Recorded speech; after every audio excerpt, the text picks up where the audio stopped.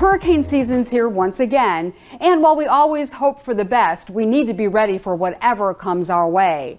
Here are some of the things we're doing to prepare. After a hurricane, tempers sometimes flare. I got a boat in my driveway. You have a boat? I don't know. And city workers have to deal with some very frustrated residents. I don't care. Fortunately, this scenario was simulated, all part of an annual hurricane drill designed to give workers a taste of what they could be facing as hurricane season gets underway. This is a little bit extreme. However, during Irma, for instance, we called it Treemageddon, and we did have a lot of roads that were blocked by very big, large trees and a lot of debris. The very first of the first responders on scenes like this one are often public works crews charged with clearing branches and debris from the streets so fire engines and ambulances can get through. They have to work fast, especially in a case like the one depicted here, with a car buried under branches and down power lines. We got a tree that's on a vehicle. I'm going to take a further look to see if anyone is inside the vehicle. So many things to think about, so much to do, and in a real-life situation, they'll often be working long hours in the rain or under the hot South Florida sun on very little sleep.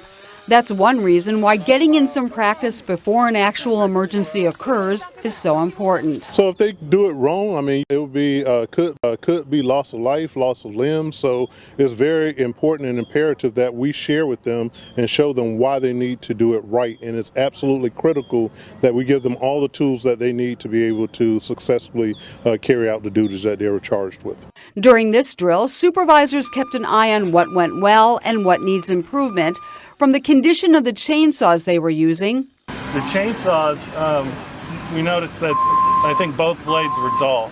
To the dealings with the city employees turned actors who were playing the part of irate residents. There are going to be people that will come into an unsafe zone, immediately call PD. The workers will continue practicing their skills and getting even more feedback from their supervisors. But it's not just city workers who need to get ready. Since you live where hurricanes happen, it's time to make your plans too. A freak accident at a kids' baseball game could have ended in tragedy, but quick action by parents and firefighters saved one lucky player's life. 6-year-old Oscar Stubbe's parents could barely hold back tears while meeting the firefighters that helped save their son's life. Thank you so much. Oscar is doing well, enjoying the tour of an ambulance Chief Maddie gave him and his brothers.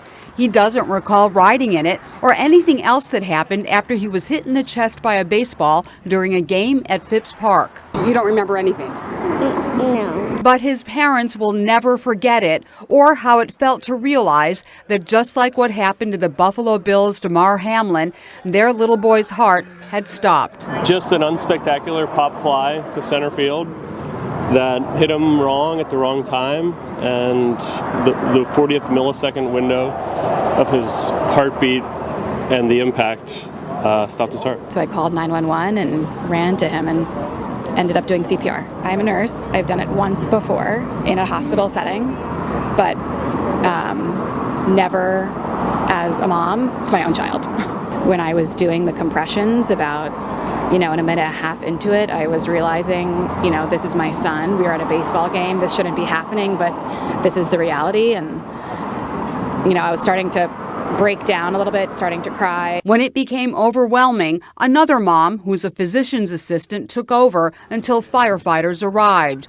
Luckily, their base at Station 2 is right next door to the park. He was completely unresponsive. He was not breathing, and he did not have a pulse. So he was, for all intents and purposes, without intervention, not going to make it. After a short stay at the hospital and physical therapy, Oscar's parents say he's back to his old self. But there is one difference for Oscar and his brothers. They now wear chest protectors underneath their uniforms. Their parents are urging others to do the same, and even more importantly, to learn CPR. CPR! Oscar's mom says you can sign up for a CPR class or even learn to do it by watching a video, just as long as you do it. Here in South Florida, preserving the Everglades is a top priority. So recently, Governor Ron DeSantis traveled to Cox Science Center and Aquarium to announce a huge new funding package for Everglades restoration.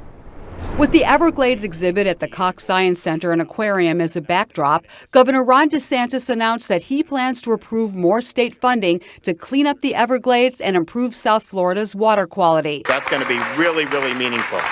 The amount in question, $1.5 billion, which was included in the budget passed by the legislature for the fiscal year that begins July 1st. This will mean from January of 2019 to the present, $6.5 billion that the state has invested in Everglades restoration and water quality improvements, and that's more than any period in the state of Florida's entire history. The funding will support projects across South Florida, including $100 million to pay for the second phase of the C-51 reservoir in western Palm Beach County, which will support the water needs of Palm Beach and Broward counties while also reducing freshwater discharges to the Lake Worth Lagoon, and that will improve the quality of water in this region.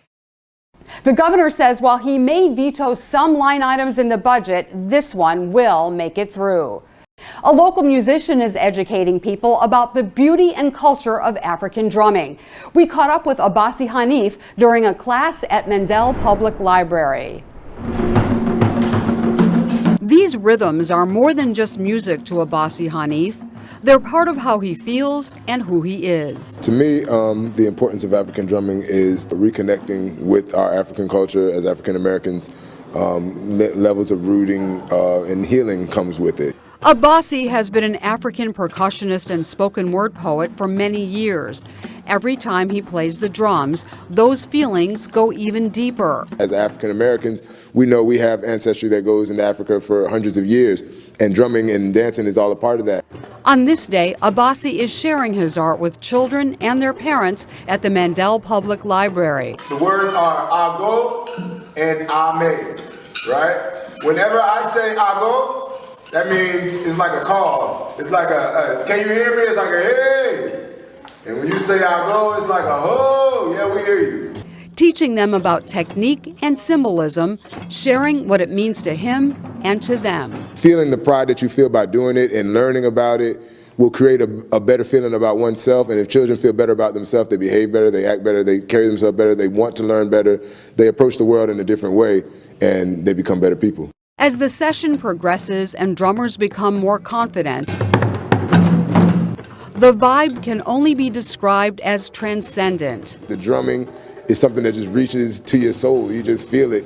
And the children seem to sense that. It felt natural, if that makes sense. It felt like I really knew what I was doing. Clover's mom and many other adults in the room agreed. It felt like we're all connected, you know? It brings you back to the homeland of Africa and like our ancestry, you know, it really makes you feel connected. And that, Abasi says, is the whole point.